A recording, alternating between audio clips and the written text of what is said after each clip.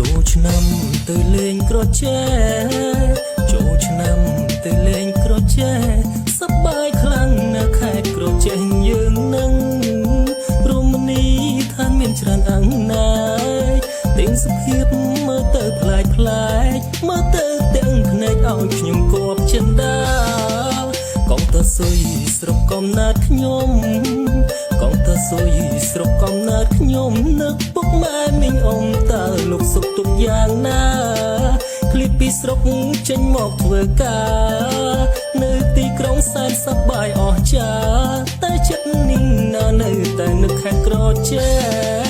ព្រៃកំពីស្រស់ស្អាតម្លេះទេព្រៃកំពីស្រស់ស្អាតម្លេះទេវិហារសសរ100ល្បីនៅខេត្តក្រចែរួចយើងទៅលេងឆ្នេរកោះទ្រង់ទាំងសភាពសែនល្អផូរផង់សួនស្នេហ៍ថ្មបាំងរូបចម្លាក់ធំធំក្រៃគ្រាន់តែគិត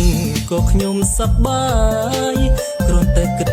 ក៏ខ្ញុំសប្បាយចូលឆ្នាំថ្មីហើយទៅក្រចែទាំងអស់គ្នាទៅលេងពុកម៉ែបងប្អូនមួយឆ្នាំគឺមានតែម្ដងចាំទទួលខ្ញុំផងខ្ញុំទៅលេងស្រុកហើយ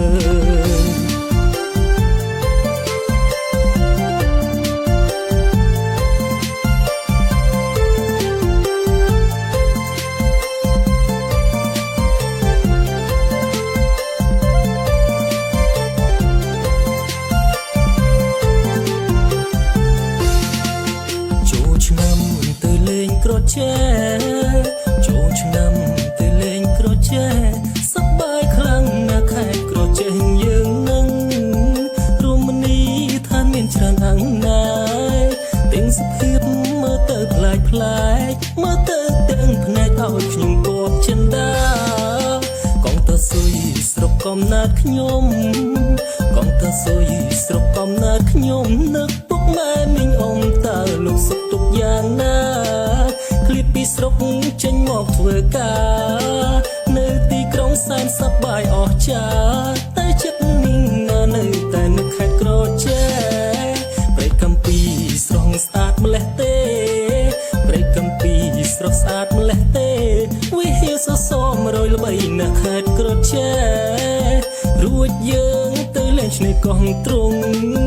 ទាំងសភាពសែនល្អផូរផង់សួនស្នេហ៍ថ្មបាំងរូបចម្លាក់ធំធំក្រៃគ្រាន់តែគិតក៏ខ្ញុំសប្បាយគ្រាន់តែគិតក៏ខ្ញុំសប្បាយចូលឆ្នាំថ្មីហើយទៅក្រចែទាំងអស់គ្នាទៅលេងពុកម៉ែបងប្អូនមួយឆ្នាំគឺមានតែម្ដងចាំទទួលខ្ញុំផងខ្ញុំទៅលេងស្រុកហើយ